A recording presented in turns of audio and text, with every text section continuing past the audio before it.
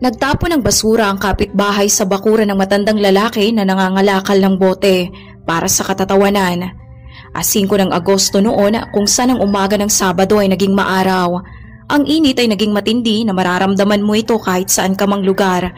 Ang hangin na hindi halos magalaw ang maninipis na sanga ng mga puno at ang kalangitan ng mga sandaling yon ay naging maliwanag ng sobra. Na sa sobrang init ay tanging mga fan na lamang ang makakapagbigay ng ginhawa. Sa isang street na napupuno ng dikit-dikit na maliliit na bahay ay naninirahan ang 3 pamilya at isang matandang lalaki na nagngangalang Oscar Moreno. Sa oras na 9:00, isa sa mga kapitbahay sa street na yon ay nagkasama-sama sa mesa ang isang pamilya may kalating oras nang nakakalipas. Kinabibilangan ito ng 3 tao. Ang miyembro ng pamilya ay nag-aalmusal noon at nagsasaya sa kanilang day off. Ang kanilang apelyido ay Diaz. Nag-uusap kung anong pwede nilang maibigay sa kanilang kapitbahay na si Benjamin Navarro.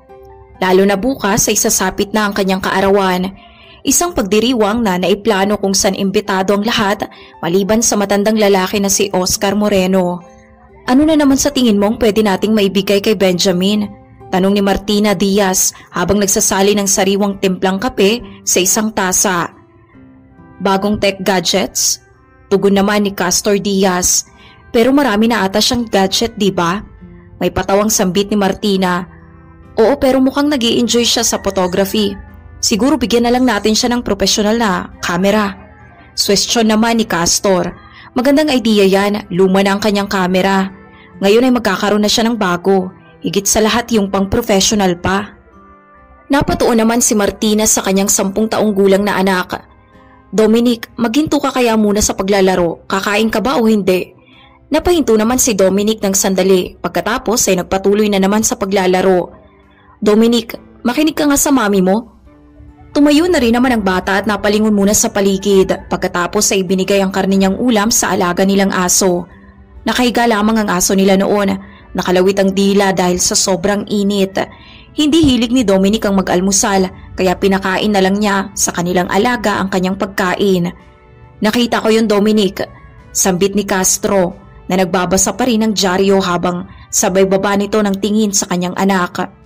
Napangiti na lang din si Castro at napahigop ng kape. Nang mga sandaling yun, pagkatapos ng pag-aalmusal, si Martina ay dumiretso na sa lababo para maghugas. May bintana sa tapat ng kanilang lababo kung saan makikita mo ang kalsada sa labas. Nang sandaling yun ay napatawa si Martina at napahintong bigla sa paghuhugas ng pinggan. Anong nangyari? Tanong ni Castor, dala ng pagka-interes at biglang napatingin sa kanyang asawa. Si Oscar nasa labas na naman nangangalakal na naman ng bote. Napatanaw din si Castor. Madalas nilang maobserbahan ang ulila ng matandang lalaki na nakatira din sa street nila. Naglalakad-lakad na para mangolekta ng mga bote. Ang bawat kapitbahay na taga doon, lalo ng pamilya Diaz, ay may kanya-kanya ng pinagkakaabalahan na kanila ng nakasanayan kung saan nasanay na ang pamilya na maghagis ng basura sa bakuran ng matanda para lang sa katuwaan. Baliwala lang din yun sa matandang lalaki. Siya ay wala nang pakialam. Wala siyang asawa at wala ring anak. Nasa 60 anyos na siya at wala nang nakakaalam sa pagkatao niya. Bukod sa nagsimula nang dumating sa kanila noon pang 2010 kung saan nanatili ito sa isang abandonado ng tahanan. Ayaw ni Oscar na makipagkaibigan. Maayos lamang siya na nag-iisa kaya nakikita lang siya ng mga taga doon bilang simpleng pulubi lamang na wala nang mapupuntahan kaya pinipilit na lang na mabuhay. Taglay niya ang presensya na nagbibigay ng pagkairita sa marami. Walang sino man doon ang may gusto sa kanya pero wala pa ring dahilan para magawan siya ng mali. Wala namang ginagawa ng masama ang matanda. Bukod sa tuwing gabi ay nagagawa niyang umawit ng paulit-ulit na awitin habang nagpapatugtog ng gitara. Maayos naman ang kanyang pagkanta. Gayunpaman, sa kabila nito ay hindi pa rin siya nagugustuhan ng kahit sino. Napapatanong na rin minsan ang kapitbahay ni Oscar kung saan niya nakuha ang kanyang gitara. May nagsasabi na baka ninakaw niya lang ito sa kung sino man. Kumbinsido din ang lahat na gabi-gabi na lang siyang naglalasing at hindi tuwing weekends o spesipikong araw kundi sa bawat gabing nagdaraan. Si Oscar Moreno ay masayahin naman at palatawa. Kung siya'y lasing man ay talagang wala din namang makakapagkumpirma. Tuwing panahon ng tag-init ay lagi lamang isinusuot ni Oscar ang paulit-ulit na kasuotan. iisang pantalon, damit at straw hat. Walang nakakaalam sa kanyang mga napagdaanan o kung may iba ba siyang trabaho dati. Dala ng matanda at pagkasimple at pagkamisteryo na sadyang palaisipan sa marami. Maraming mga magulang na hindi pinapalapit ang kanilang anak kay Oscar sa hindi malamang kadahilanan at hindi siya pinagkakatiwalaan ng lahat. Nagiging mapangusga ang lahat kahit wala namang kahit anong ebidensya na magpapakitang si Oscar ay isang masamang tao na hindi dapat malapitan ng kahit ng mga bata. Sadyang ganyan lang ang mundo ngayon, maraming tao ang naiirita at nandidiri sa mga taong gaya ni Oscar. Pero ano nga ba ang magagawa ni Oscar? Ano nga ba ang posibleng maituturo niya sa mga bata kung paanong manguha ng bote sa kalsada para makabili ng alak? Lagi siyang pinag-uusapan at pinagtatawanan ng marami. Pero may isa din namang naiiba sa kanila. Natatanging siya lamang ang hindi nakakakita ng mali sa matandang lalaki. Hindi niya ito nakikita bilang pulubi o isang mahirap na lasinggero lamang. Para sa kanya ay isa siyang mabuting matandang lalaki na mahilig kumanta at maggitara. Ito ay si Mateo Navarro, ang anak ni Benjamin Navarro. Si Pablo at Dennis Alonso naman ay kakagising lang. Sila ay bagong kasal lamang. Parehas silang 30 taong gulang na. At maging sila man ay hindi nagugustuhan si Mr. Moreno. Tingnan mo nga mahal, ang matandang yun ay walang pagod. Saktong-sakto sa oras, palaging nangangalap ng bote. Baka naman wala lang talaga siyang magawa sa buhay, wala ng pamilya yung tao na yan. Wala na ding may interes pa sa kanya.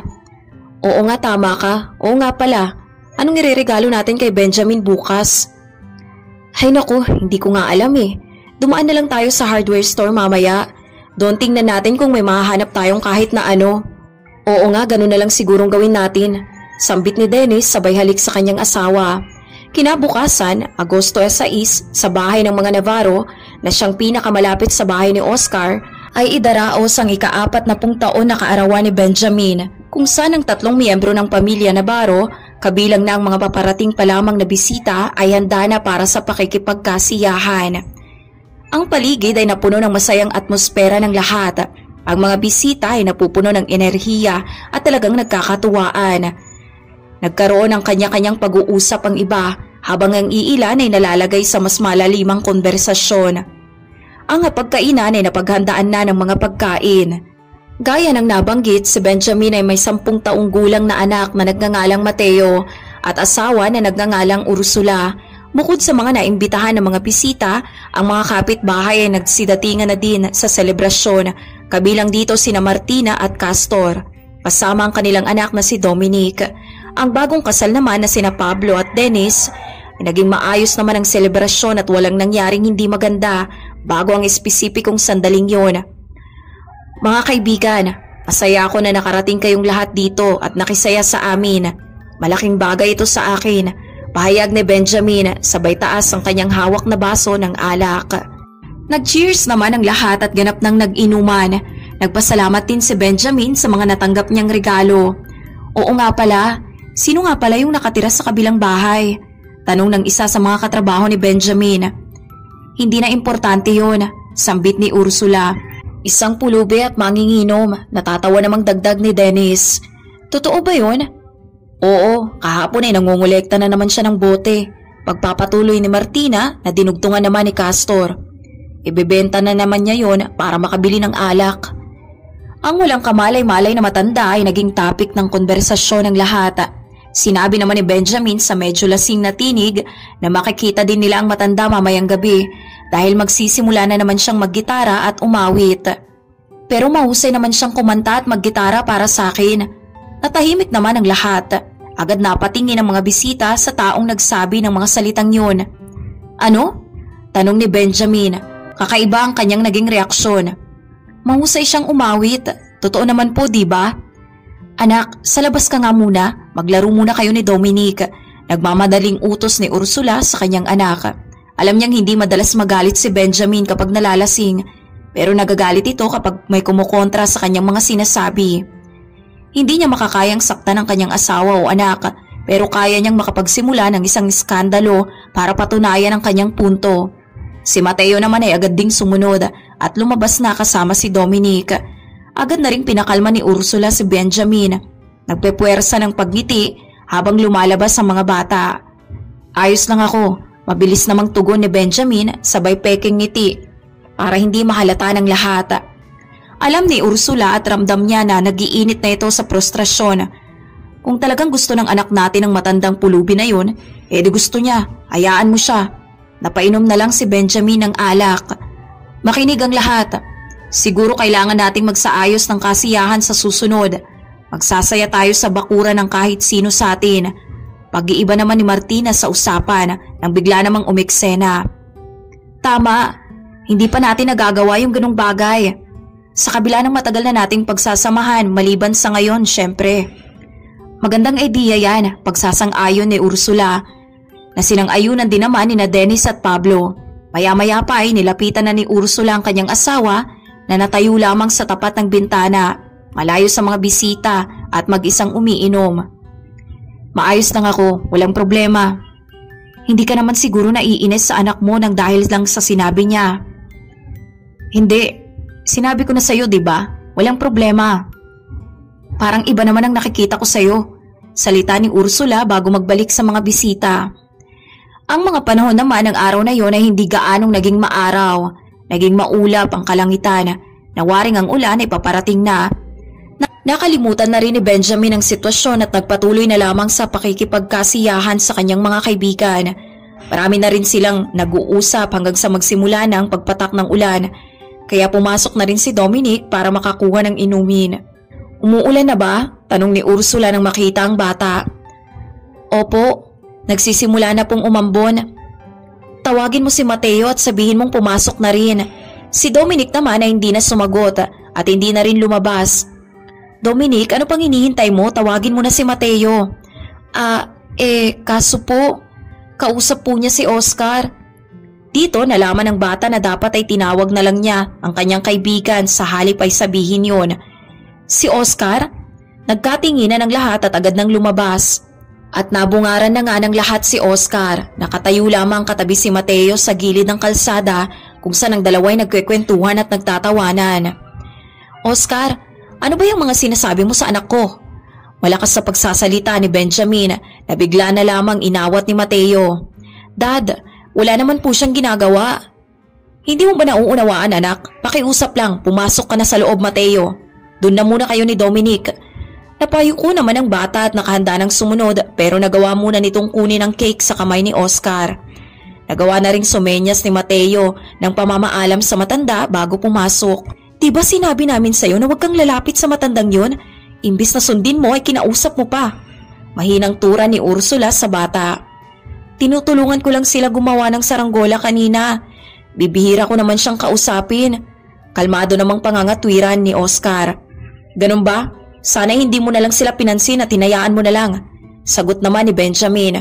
Lilinawin lang namin sa'yo hatanda. Hindi kami papayag na malapitan mo ang anak namin. Iniayaw ka nga namin dito kung tutuusin. Sa anong dahilan ba? Sabihin nyo nga sa akin bakit ho kayo galit sa akin ng ganyan? Kung gusto mo ng dahilan, prangkahin ka namin. Hindi ka namin gusto. Ganun lang kasimple. Panay ang gala mo dyan sa labas, nangungulekta ng bote. Nagiinom gabi-gabi. Hindi ako umiinom. Pag-alma naman ni Oscar na nananatili pa rin kalmado. Hindi, ganun ang tingin naming lahat. Ano't ano pa man, nais kong ipaunawa sa'yo na wala kaming dapat ipaliwanag pa. Sige na, maging masaya na lang sana ang araw mo. Pagkatapos magsalita ay pinapasok na ni Benjamin ang lahat sa loob. Si Oscar ay naiwan na lamang mag-isa sa labas habang patuloy nang pumapatak ang ulan. Ang ekspresyon ng matanda ay nalungkot ng sobra. Kinabukasan, Agosto 7, sa oras ng 12:30 ng umaga, ang mga bisita ay nagawa ng lumisan. Pero ang magkakapitbahay ay nagkasama-sama pa at nagawa nga ng ilan na magtapon ng basura sa bakuran ng matanda. Si Mateo ay minasdan lamang ang eksenang yon mula sa bintana ng kanyang kwarto. Hindi maunawaan kung bakit kinakailangang gawin nila ang ganong bagay. Ano bang ginawa niya? Mukha naman siyang mabait at mabuting tao. Ano bang mali sa kanya na nakikita ng marami? Tura ng bata sa kanyang sarili. Nasa isip na kung hahayaan lang siya ang kanyang magulang, ay ayos lang sa kanya magpalipas ng oras kasama si Oscar kaysa makipag-usap sa mga kalaro niya. Pagsapit ng Agosto 9 sa pagpapatuloy ng kasiyahang idinaraos ni Benjamin bilang pahabol sa kanyang kaarawan, Ang bawat pamilya ng lugar ay nagdesisyong magkita sa isang bakuran. Nagdesisyon sila na magsagawa ng isang mini party sa bakuran ni Castor at Martina. Maghapon silang nagkasiyahan at sa gabi, gaya ng palagi nilang ginagawa, ay itinatapon na naman nila ang mga basura sa bakuran ni Oscar. Nasosorpresa naman sila sa kabila nun ay palagi pa ring nalilinis ang bakuran na yon. Indikasyon na palaging nililinisan ni Oscar at malamang kinakalakal na din. Ang matanda ni minsan ay hindi nagreklamo o hindi nagtanong kung bakit yun ginagawa sa kanya ng lahat. Marahil iniisip niya na wala rin namang mararating ang kanyang pagrereklamo. Nakakataka lang na matapos ang kaarawan ni Benjamin ay hindi na muling umawit pa ang matanda kahit sa gabi. Napansin din ni Castor na bibihira na lang makita si Oscar. Importante pa ba sa'yo yun? Biglang tanong ni Benjamin kay Castor na tumugon naman ang taglay na seryosong ekspresyon. Hindi ko alam eh. Baka nagugustuhan ko na rin yung kanta niya. Sabay tawa naman ni Castor makalipas ang ilang segundo. Huwag ka nga magbiro ng ganyan, Castor. Ano pa na bang masasabi ko? O sige na nga. Si Dominic at Mateo ay nakipaglaro na lamang sa alagang aso ng mga Diaz. Hanggang sa mapansin ni Mateo ang isang pamilyar na imahe ng lalaki na naglalakad sa kalsada. Siya yun, ang matandang lalaki na kinaayawan ng buong universo. Salita ni Ursula. Nandiyan na pala siya. Dadating na naman ditong matandang yan na talagang nakakapagpairita sa akin. Tugon naman ni Martina habang inaayos ang suot niyang salamin. Uy Oscar, saan ka galing? Akala namin na hindi ka na magpapakita pa. Sayang naman at nagbalik ka pa. Pangaasar na salita ng nakainom pang si Benjamin na tinawanan naman ng mga naroroon. Ang lahat malibang kay Mateo, si Dominic naman ay hindi na nagbigay atensyon pa sa kung ano man ang nangyayari. Oh, halika muna, sumama ka sa amin. Baka naman sabihin mo ganun kami kasama. Nagkakasiyahan kami dito. Si Oscar naman ay nagawang lumapit. Halika na, huwag ka nang mahiya. Agad namang pumwesto si Oscar sa isang mesa na ikinangiti naman ng batang si Mateo. Napangiti naman si Oscar pabalik. Ano bang gusto mong mainom? Juice? Tequila? Beer? Alam mo, masyado lang akong nag-overreact noon. Pag-aaya ni Benjamin habang sinasalina ng juice ang kanyang bisita. Pasensya na ha, sa hindi inaasahang aksidente man o hindi, ay naibuhos ni Benjamin ng juice sa katawan ng matanda at nagmansya ito ng labis sa kanyang kasuotan. Ay, pasensya na ulit. Ang lahat ay nagtawanan, kasabay nito ang biglaan namang pagkalungkot ni Mateo at ang ngiting naglaho sa kanyang mukha. Siya'y labis na nadidismaya. Agosto 10, si Ursula ay nagbabalik na noon sa kanyang mahabang pagbabakasyon at naghahanda na sa pagbabalik sa trabaho. Si Mateo naman at Benjamin ay nasa kusina at nag-aalmusal. Dad, bakit ba kayo laging nagtatapon ng basura sa bakuran ni Oscar? Hindi inaasahang tanong ng anak sa kanyang ama. Anak, wala naman siyang pakialam. Ginagawa namin yun para kasiyahan lang. Ganun lang. Pero mukhang hindi naman po siya natatawa sa ginagawa niyo. Lalo na po nung tinapunan niyo siya ng juice sa harapan ng maraming tao. Hindi naman po nakakatuwa yun. Mateo, huwag ka nga makipagtalo tungkol dyan. Gusto mo bang bisitahin si Martina at Castor ngayong araw at makipaglaro kay Dominic na lang? Pag-iiba ni Benjamin sa usapan habang sa pagalit na tono. Opo, gusto ko po. Si Benjamin ay hindi talaga nag-iisip kung bakit nila ginagawa ang pagtatapon ng basura sa bakuran ni Oscar. Pero ang kanyang anak ay biglaan na lamang nagka-interes dito. Si Mateo ay nasa kwarto na ni Dominic. Naglalaro sila ng board game. Hindi ka ba naaawa kay Oscar? Tanong ni Mateo sa kanyang kaibigan. Hindi ko nga alam eh. Lagi na lang siyang pinag-uusapan nila mami at daddy. Sinasabihan ng kung ano-ano. Gaya ng ano. Marami eh. Kahapon ay tinapunan siya ni dad ng juice. Nakita mo yun, di ba? Nakita ko sa mukha ni Oscar na hindi siya masaya. Nagagawa din siyang sigawan ni daddy nang wala namang sapat na dahilan. Gayunpaman ay hindi na rin nagpatuloy pa si Mateo sa pagbanggit kay Oscar. Lalo't nakikita niya sa ekspresyon ni Dominic na waring wala naman itong pakialam. Isang gabi, ang lahat ay nagising na lang sa malalakas na ingay. Sila ay nagsisitakbuhan agad palabas. Ito ay si Oscar na nagset ng mga paputok sa kaniyang bakuran. Nawala na ba ang isip ng matandang ito? Tanong ni Benjamin. Tumawag muna tayo ng mga pulis. Ang mga sandaling yon ay nahinto ng bigla ang lahat. 11 ng Agosto, 11:30 ng gabi, si Mateo ay bigla na lamang naalimpungatan. Nagising siya sa malakas na liwanag na nagmula sa kalsada. Kaya naman ang bata ay napatayo mula sa kanyang kama at napatanaw sa bintana. Isang ambulance car na nakaparada sa tapat ng bahay nila Oscar. Ilang paramedics ang dinala na siya sa isang stretcher. May kamalayan pa si Oscar at labis namang kinakabahan ng bata sa kanyang nasaksihan. Ganun pa man ay nakagaan na rin ang kanyang loob na makitang buhay pa ang matanda. Nagdadalawang isip naman si Mateo kung ito'y sasabihin pa niya sa kanyang magulang. Hindi pa rin naman sila nagigising kaya nagdesisyon si Mateo na kanya na lamang sasabihin kinabukasan. Agosto 12 sa oras na 9:00 ng umaga ay bumaba na ang bata patungo sa kanilang sala kung saan naroroon ang kanyang mga magulang na parehas lamang natatahimik. May bagong dyaryo sa kanilang harapan. Gusto sana ni Mateo na sabihin ang nangyari kay Oscar pero nawala na siya ng oras. Paano tong naging posible? Tanong ni Ursula sa kanyang asawa. Hindi ko din alam, Han. Inakala natin na marami tayong alam sa kanya pero ngayon ay matutuklasan natin ang lahat sa isang dyaryo. Sa bahay ng mga Alonso, Pablo, ano yun darling? Tanong ni Pablo habang papunta sa kusina. Para makita nito ang ekspresyon ng kanyang asawa ay naging iba sa kanyang pakiramdam. Pablo, siya ba talaga yun? Agad kinuha ni Pablo ang hawak na dyaryo ng kanyang asawa at agad binasa ang article. Dito mula umpisa hanggang katapusan. Hindi ko siya kailanman nakilala pero siya nga ito. Ang matandang lalaking lagi nating pinapahiya at pinapahirapan. Siya nga ito, Dennis. Si Oscar. Naiintindihan mo ba? Si Dennis ay napaluhan ng bigla at nagsalita ng hysterical na tinig. At nagtatapon tayo ng basura sa kanyang bakuran. Inakap ni Pablo ang kanyang asawa ng mahigpit.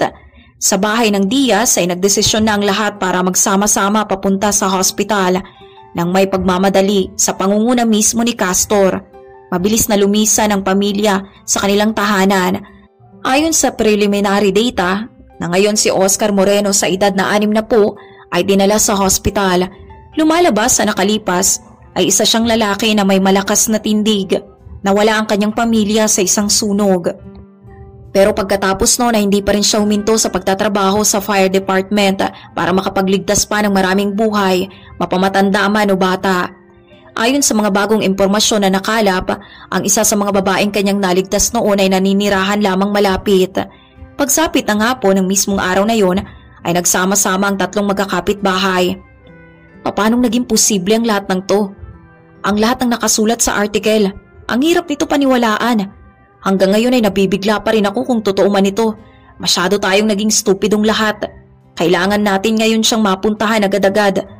Yan ay kung kakausapin niya tayo at hindi ipagtatabuyan. Ang magkakapit-bahay ay nangangambang nagdako ng hospital. Ang kanilang pag-iisip ay napupuno ng labis-labis na pagsisisi. Sila ay nabuhay malapit sa isang lalaki na halos idedika ang kanyang buong buhay para magligtas ng ibang tao. Pero nagagawa ng lahat na tapunan lang ng basura ang kanyang bakuran. Ang bawat isa sa tatlong pamilya ay humingi ng kapatawaran at umamin sa mga nagawa nilang kamalian. Ilang sandali pa ay nagawa ng lapitan ni Dennis si Oscar. Totoo ba, Oscar, ang nakasaad sa article, ang nangyari sa iyo noon at ang pagpapatuloy mo sa buhay at ang pagliligtas mo sa isang batang babae? Mga mahal kong kapitbahay, sasabihin ko sa inyong lahat pero hindi yun dito. Mahaba-haba din ang kwento na baka hindi lang isang oras ang abutin, baka 2 pa o pwedeng madagdagan. Pinapatawad mo na ba kami? Sasabihin mo na ba sa amin ang buong katotohanan, yung maibulgar ang tunay mong sarili sa amin, sa kabila ng kasamaang aming nagawa sa iyo? Hindi ko pa alam pero titingnan ko. Ang matanda ay napangisi na lamang. Ilang sandali pa ay nagkasama-sama na silang umuwi. At si Oscar mismo ang nag-aya sa lahat na pumunta sa kanyang bahay. Ang ganda naman dito, komento ni Martina habang nagbibigay lingon sa paligid. Si Oscar ay napapangiti na lang ng sobra. Siya ay napapangiti na lamang sa kabuuan ng kanyang sala. Ang lahat ay naroroon at nakahanda ng makinig. Ang kanilang mga matay napupuno ng kalungkutan at walang ibang nangingibabaw sa kanila kundi ang labis na pagsisisi. Wala na sa mukha nila ang wangis ng pagtatawa at pag-iinsulto hanggang sa mapatitig na siya kay Mateo. Makikita mo sa kanya ang matinding antisipasyon. Sa lahat ay kay Mateo lamang siya nakakaramdam ng kasiyahan at matrato ng maayos. Marahan namang kinuha ni Oscar ang isa sa mga naka-frame na larawan sa kanyang sala na nakakaimahe ng isang magandang babae. Kahapon nang nagpaputok ako ng sunod-sunod ay nabulabog siguro kayo sa ginawa ko at hindi natuwa. Naiintindihan ko naman kayo. Hindi ko naman ginawa yun ng walang dahilan. Gusto ko lang parangalan ang memorya ng isang taong mahalaga sa akin. Maraming taon na rin ang nakararaan sa mismong araw ng Agosto. Ay namatayan ako ng asawa, gayon rin ang aking anak. Nang madinig ito ay mas natahimik ang lahat. Habang si Oscar ay pilit pang inaalala ang bawat detalye ng kanyang nakalipas. Napasandal sa kanyang armchair at halos mapapapikit na. Nakilala ko siya noong taong 1970s habang papasok pa lang ako ng institusyon. Hindi ko alam kung paanong nangyari o sobra-sobra lang akong naligayahan. May bagay na nagkalat sa dibdib ko na tila nagbigay liwanag sa aking puso. Naganap yun sa labi ng institusyon. Sa una ay natigilan ako na parang nagyelo sa aking kinatatayuan. Waring nahiwagaan ako ng sobra sa napakaganda niyang mata. Ang dalawa niyang brown na mga mata kung saan parang nakikita ko ang aking buong mundo. Sa kabila ng kanyang layo at distansya pa sa akin, may kausap siya ng isang babae. Ilang sandali pa ay napansin na niya ako agad at agad din naman siyang umiwas ng tingin. Maya-maya pa ay nagpaalam na siya sa kanyang kausap at muli na naman akong tinitigan. Sa pagkakataong yun ay nagawa na niya akong ngitian pero mabilis din siyang nawala sa paningin ko at hindi ko na siya nahabol pa. Simula noon ay hindi na siya nawala sa aking puso at isip. Makalipas ang ilang araw hanggang sa umabot ang 2 linggo ay hindi ko na siya nakita pang muli. Nangihinayang ako noon at nagsisisi dahil hindi ko man lang nakuha ang kanyang pangalan. Wala akong alam kung sino siya. Naging matinding pag-aaral ko noon sa institusyon pero tanging siya lamang ang bumabagabag sa aking isip at walang nabago. Hanggang sa ilan ang makalipas na buwan, nangangamba na rin ako na baka hindi ko na talaga siya makita pa. Nabagamat sila'y nasa iisang institute lamang ay hindi pa rin niya ito maabutan. Dumating siya sa buhay ko ng sandaling-sandali lang para patibukin ang aking puso at pagkatapos ay lumisan rin.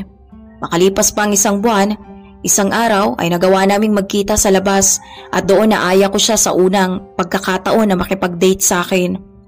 Nagsama kami nang makatapos ay nagplano ding magpakasal at magsama. Nagkaroon kami ng isang anak at sadyang naging masaya ang aming pamilya. Gabi-gabi ako nagpapasalamat sa Diyos dahil sa mapagpalang pinagkaloob niya sa akin. Naging propesyon ko ang maging isang bumbero at masaya ako na makatulong sa kapwa. Pero nauunawaan ko na ang aral na bilang isang tagapagligtas ay hindi mo magagawang isalba ang lahat ng buhay. Dito na naganap ang hindi ko inaasahan. Dahil sa hindi pa masiguradong kadahilanan ay nagkasunog sa bahay namin. Wala ako noon at nag-aapula ng ibang sunog. Wala akong naabutan pang aking pamilya. Halos madurog ang mundo ko sa nangyari. Pero naninindigan ako sa Diyos at nangangakong magpapatuloy pa rin ako at magiging matatag. Nagagawa kong magligtas ng buhay sa kabila ng aking dinaramang pangungulila. Hanggang sa huminto na ako at ninais kong maging mapag-isa na lamang. Hinahayaan ko na ang tadhana na magdesisyon para sa akin. Wala nang pakialam sa kung ano man ang nangyayari. Ang lahat ay natigilan sa kanilang nadinig. Dito na rin nalaman ng lahat na ang isa sa nailigtas noon ni Oscar noong mga panahong nasa panganib ang kanyang pamilya ay ang anak ng isang kilalang negosyante na nagbigay parangal sa kanya noon bilang isang bayani na naibaon na ng lahat sa limot. Maraming taon na ang nakararaan. Ang 3 pamilya ay walang nagawa kundi ang mapahanga at magpasalamat sa lalaking kanilang nasa harapan. Nahihiya sa kanilang mga sarili na nagawa nilang maliitin ang isang taong naging bayani para sa karamihan at kinilala bilang isang tunay na tagapagligtas. Si Mateo nang madinig ang kwento ni Oscar ay agad nang napatakbo para ito'y akapin. Sinasabi na darating ang araw na kanya itong iidolohin. Simula noon ang dating inaapi ng lahat ay naging ama ng bawat pamilya at lolo ng lahat ng bata sa komunidad. Masaya si Oscar ngayon dahil nararamdaman niyang waring marami na siyang kapamilya na mag-aalaga sa kanya at magmamahal. Isang bagay na inaakala niyang hindi na niya mararamdaman pa.